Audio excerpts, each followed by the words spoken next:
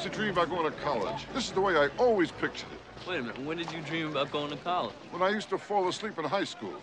Ah, Rodney Dangerfield. One of the last of the old school comedians who crafted jokes with meticulous precision. Famously, the guy who gets no respect, Dangerfield managed to take his perpetual loser persona and channel it into a long and very much well-respected career. And while his movie credits are shorter than most other comedians, most of his films are now considered classics, including Caddyshack, Easy Money, and of course, Back to School. Arguably Dangerfield's most successful solo film, Caddyshack being more of an ensemble piece, Back to School works on a fairly simple premise. What happens when a successful businessman in his mid-60s decides to go to college with all his wealth and real-world experience available to him? The result is a film which Roger Ebert described as the kind of movie which Groucho Marx or W.C. Fields might have made, but which Dangerfield brought a kind of pathos. The film opens in New York in 1940, where we see a young Thornton Maloney returning to his father's tailor shop with his report card. Young Thornton is not doing well in school, much to his father's dismay. How are you going to go to college with marks like these? I don't want to go to college. I want to work in the shop with you. You want to work in the shop with me, huh? Listen to me. I said it once, and I say it again. I don't care how rich or successful a man is. If he don't got an education, he's got a nothing. You can do anything in life you want to do. Remember, you're a Maloney. We then go to the credits, where we see that Thornton did indeed go to work in his father's shop, and over the next 40 years managed to grow the one shop into a successful chain of plus-size clothing stores, which, as we'll see later, became the basis for a large corporation. We also see that Thornton changed his last name from Maloney to Mellon. As the credits end, we see some of the advertising that contributes to Thornton Mellon's Tall and Fat store's success. Hi there. Are you a large person, pleasantly plump, a little on the hefty side perhaps? Well, let's face it. Are you fat? When you go jogging, do you leave potholes? When you make love, do you have to give directions? At the zoo, do elephants throw you peanuts? Do you look at a menu and say, okay? Well, now you can eat all you want, because at Thornton Mellon's Tall and Fat stores, we've got you covered. That's right, fine woolen, and woolen blend suits and sport coats in all the larger sizes. Husky, stout, extra stout, and the new Hindenburg line. And we then see Thornton running a meeting at his main offices, where we learn that, despite never going to college, Thornton has a major knack for business. Mellon, we have a serious offer on your commercial property in South Florida, and we feel you should sell. No, hold it for one more year. Take the depreciation, then transfer title to the California Corporation. Show it as a capital gain. We should do great. The meeting is interrupted when Thornton's son Jason, played by Keith Gordon, calls from college. How are you? How you doing? How's the diving going? Oh, it's great. Edward, we just finished up practice. Oh, keep it up. Keep it up. And the fraternity. I'll bet you're having fun in the fraternity, huh? What do you think? Yeah, it's great. It's great. Oh, that's great, great. Hey, you're not doing too much, are you? You studying? Well, right now we're between semesters, so classes don't start up again for another week. No classes? Then come home. Tonight, your mother and I are having a big party. It's our 5th anniversary. Whoa, Dad, she's not my mother. She's your wife, and I don't get the feeling she wants me around, you know what I mean? As it turns out, Jason isn't on the diving team. He's the towel boy, and he's not in a fraternity either. But Thornton's home life isn't that great either, especially with his current wife, Vanessa. I can't believe it. Married 5 years. Seems like yesterday. And you know what a lousy day yesterday was. You have no taste, Thornton. You're right. I married you, didn't I? Look, I don't have time to argue. Our friends will be here any minute. You mean your friends? They are my friends, and I'd like to keep them. So please, just behave yourself tonight. Don't worry. If the roast beef is right, they'll be back. We soon see that Thornton, despite being rich and successful, doesn't fit in with the usual nouveau riche hangers-on that Vanessa considers friends. Things come to a head when Vanessa, embarrassed by Thornton's attitude and insults, demands a divorce. You have no class, Thornton, and I am tired of it. I want a divorce. Divorce? I knew we had something in common. Here, sign these. Oh, I'm afraid it's not going to be that easy, honey. This is going to cost you plenty. Oh, yeah? Vanessa, let's talk about class a minute, all right? Here's you and Giorgio in a guest room. A little classy, isn't it? Here's you and Giorgio in a rumpus room. Another classy one, huh? Oh, this one I can't figure it out. There's you, there's Giorgio. What's with the midget over here? That one... Hey, wait, I got more. With Vanessa gone, Thornton realizes she was part of the reason there's a rift between him and Jason, and so he and his chauffeur/bodyguard Lou, played by Burt Young, head up to the university to visit. As Thornton mistakenly crashes a sorority house thinking that it's Jason's fraternity, Jason himself, along with his way nonconformist friend Derek, played by Robert Downey Jr., is having second thoughts about college and also his love life. Do you think there's any way she would ever go out with me? No. Oh, thanks. See, it's this whole stupid capitalist system, you know? I mean, it's set up to heap rewards on the advantage and the aggressive.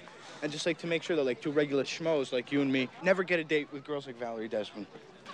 Let me ask you something else, man. Do you make this bullshit up as you go along, or do you actually read this? No, I read this. This is a book. It's Karl Marx, famous book, Proletarian Chicks in Bondage. It's a Condom House book. Comes with a leather hood. Oh, is that the one with the pictures you had? Yes, sir. Can I borrow that? Let's move on. Jason and Derek return to their dorm room and find Thornton waiting for them. You at that fraternity house. They said you weren't a member. Well, I can explain that. They also told me not in the diving team. They said you were the towel boy. Well, I can explain that, too. Okay, explain it. I lied. Great. That explains it, huh? Jason, you don't lie to me. You lie to girls. Out on campus, Jason says he's planning on dropping out, and when the family words of wisdom don't work, Thornton says he'll enroll for the next semester and go through college with him. However, after meeting with Dean Martin, I know, played by Ned Beatty, it turns out there's a few snags in that plan. The point is, though, since you have no high school diploma and no transcripts of any kind, no SAT scores, and you're 30 to 40 years older than our average freshman, how can this university ever see its way clear to accept you as a student?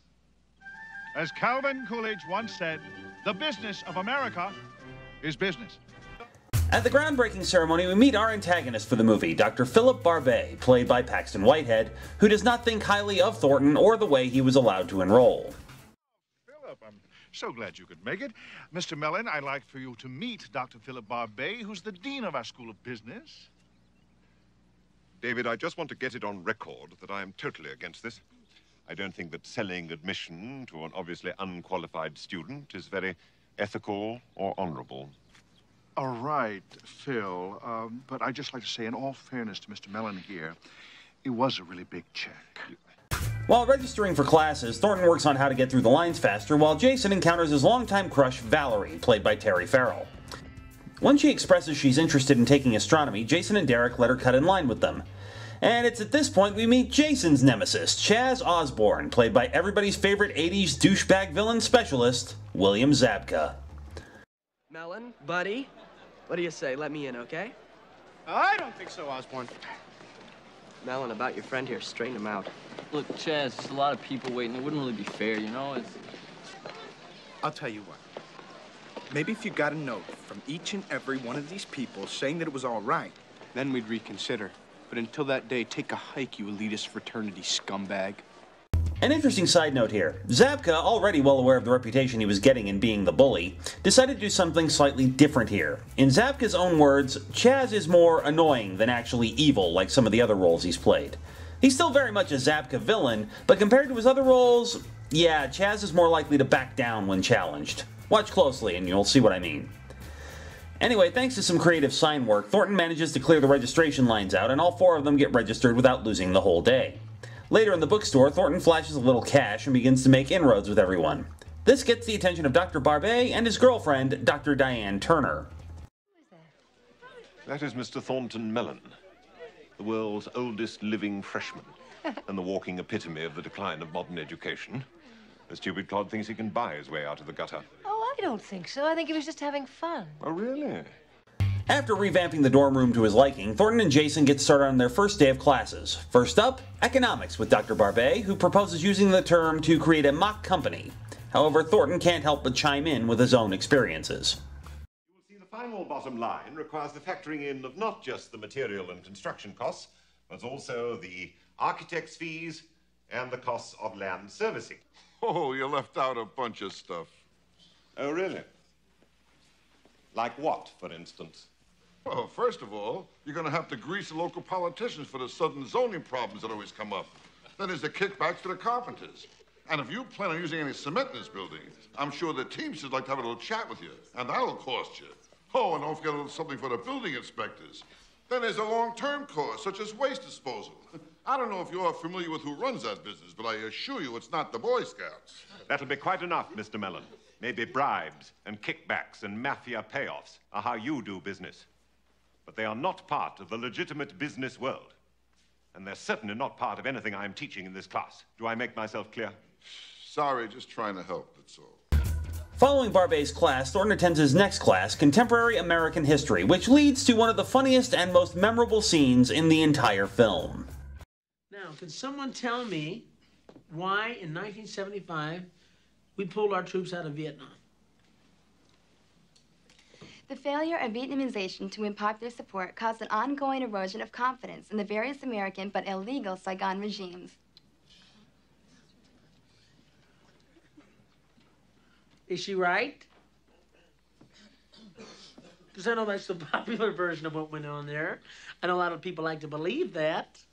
I wish I could, but I was there. I wasn't here in a classroom, hoping I was right, thinking about it. I was up to my knees in rice paddies with guns, and then we're going up against Charlie, slugging it out with him, while pussies like you were back here partying, putting headbands on, doing drugs, listening to the goddamn Beatle albums.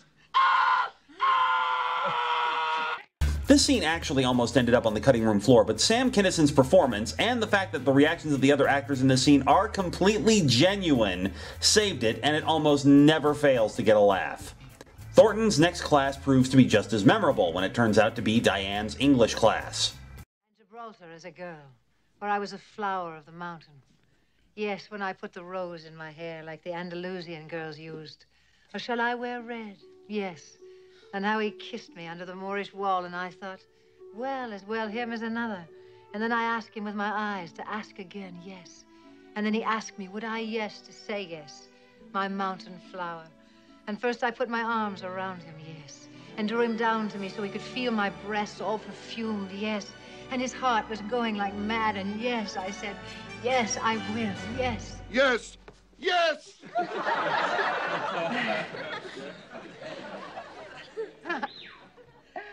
Oh, thanks for the vote of confidence. I think Joyce is pretty hot, too. Thornton asks Diane out, but she turns him down as she's currently dating Barbet, but since Barbet seems to have all the emotional warmth of a piece of wood, she also seems to be having second thoughts. Meanwhile, Thornton and Jason head to the pool to do some diving. Thornton's performance gets the attention of the diving coach. Kid? Yeah, Who coached him in high school? yours truly. So where did you learn how to dive? Atlantic City, the Steel Pier. I was in the water show. I used to open for the Diving Horse. You're kidding. You know, I'm from Jersey. Yeah, I practically spent my entire life on that pier growing up. You know, there was a guy did the most amazing dive called the Triple Lindy. The hardest dive I ever saw in my life. Now, who was that guy? Yours truly. You're kidding. Oh, I don't joke about dives, especially that one. It almost killed me. Now, this story actually has a basis in reality. In the early days of his career, among the many jobs Dangerfield took while looking for his big break, was as a performance diver. So if it seems like he can sell the lines he's saying about diving, it's because he actually does know what he's talking about. Thornton encourages Jason to try again, and Jason succeeds in impressing the coach. Later, Jason tries to meet up with Thornton at the library, declining Derek's invitation to join him at an anti-pep rally, but Thornton doesn't show. However, this does give Jason a chance to talk to Valerie again when she asks for help with her astronomy homework. Meanwhile, Thornton is hanging out at a nearby college bar having the time of his life. Jason and Derek show up at the bar, shortly followed by the football players Derek soaked with paint at the pep rally. Chaz points out Derek, but Thornton steps in. Take it easy, will you? I mean, the war's over. Get new parts for your head. Yeah? Want to make something of it? No, I never get physical. I just get upset. When I get upset, hey, he gets physical.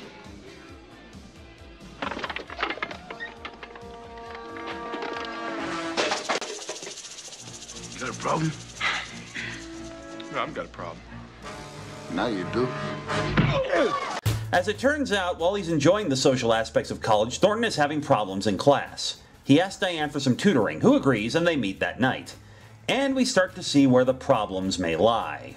Surely, a man of your age and experience must have read some of the things on my list. What about Macbeth? I saw the movie. Orson Welles. Great actor. Big actor. He was a tall and fat customer for years. How about Cat on a Hot Tin Roof? I saw the movie Burl Ives. Great actor. Extra stout. He was a customer, too. Streetcar named Desire. Great movie. Marlon Brando. I'll tell you, he wasn't that big then, but he ballooned up nicely. Don't you ever read? Read? Who has time? I see the movie. I'm in and out in 2 hours. Oh, Thornton, don't you see? The reason you want to read these works is so you can experience them for yourself. So you can share the thoughts and feelings of the writer without the interference of your actor and director and professor's point of view getting in the way. The two of them have dinner and seem to hit it off, but when they get back, Barbet is waiting for them. Diane, quite tipsy, blows him off, and he's not happy when Thornton makes his presence known. You do a good job. What do you charge for big cars? The next day, Jason announces he's made the diving team, but there's also bad news. Midterms are coming, and even though he and Diane hit it off, Jason rightfully points out it doesn't mean that Thornton is going to pass her class. His next major assignment is a paper on Kurt Vonnegut. Naturally, Thornton hasn't read any of Vonnegut's books, but he has a backup plan. Hi, I'm Kurt Vonnegut. I'm looking for Thornton Mellon. Want to come in, Dad? And with that idea, Thornton decides to expand on it to pass his midterms. Are you a student in this class? No. Who are you? I'm Marge Sweetwater. Mr. Thornton Mellon's private secretary.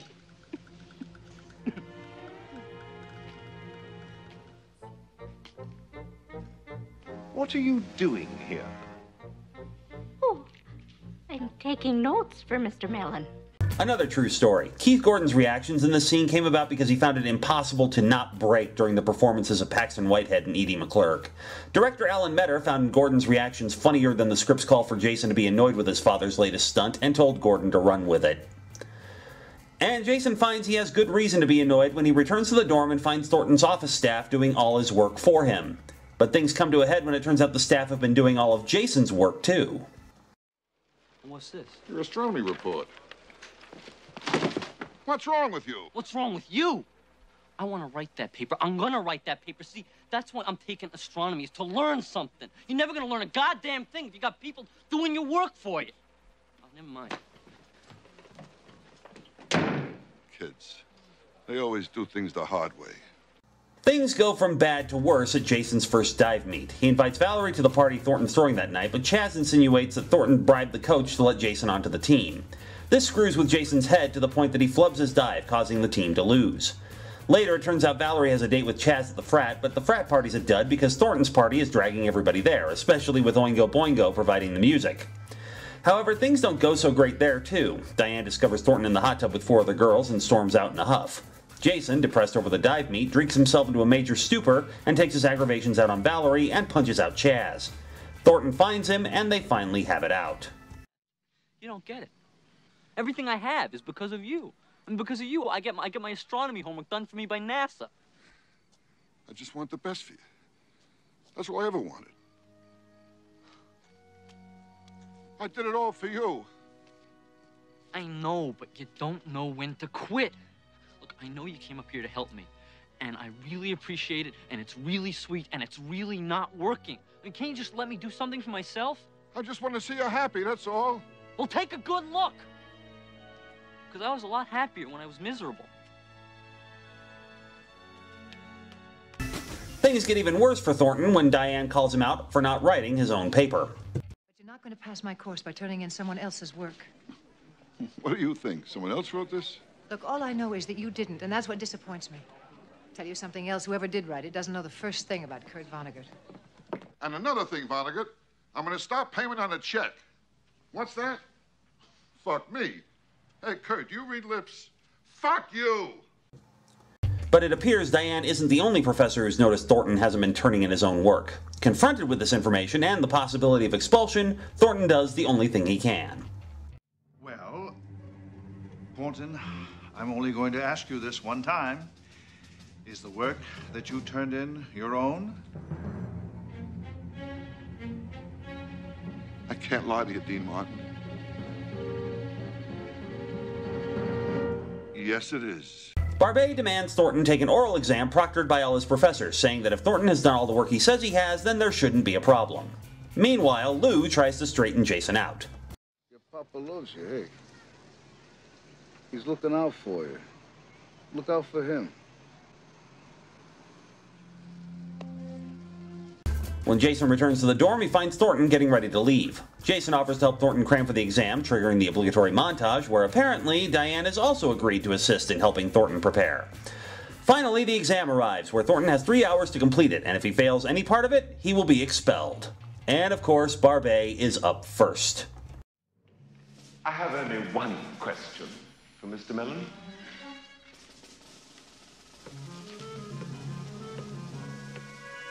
In 27 parts.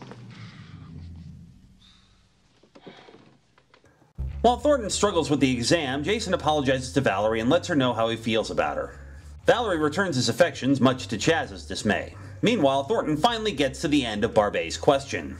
In response to Roman numeral 27, Section 3, Part 2 of subset D of the question, the answer is... Mr. Mellon. Mr. Mellon? Hey, relax. This man's been put under a lot of pressure here. Let's take it easy on him. Say it! Say it! The answer is 4?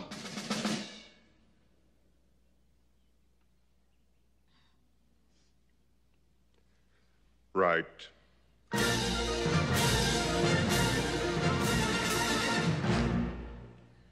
At this point, Thornton wants to call the whole thing off, but Diane encourages him to remember Dylan Thomas's "Do not go gentle into that good night," which leads to one of Dangerfield's best performances ever committed to film.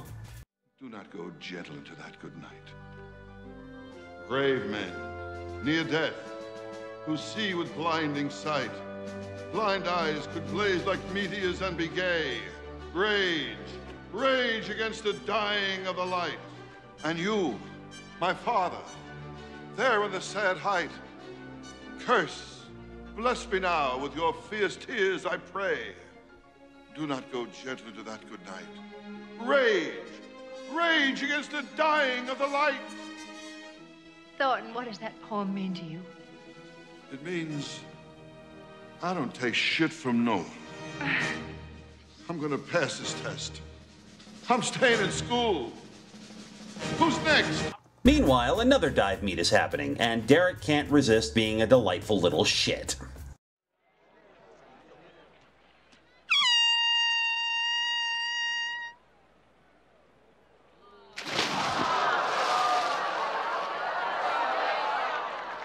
You're all right, kid. Excellent. Please refrain from making loud noises during the dive. Jason lets Chaz know Valerie's dating him now, and Chaz tries to get under Jason's skin again, but fails, and also fails at his first dive. Thornton shows up to the meet telling Lou that the results of the exam aren't in yet. Jason's dive goes perfectly, but Chaz fakes a cramp to force the team to lose, because Chaz is a dick. The coach, instead of conceding, calls Thornton in as a substitute, lying about having him on the alternate roster. As Thornton changes, the coach tells the judges that Thornton will be doing the triple Lindy as his dive.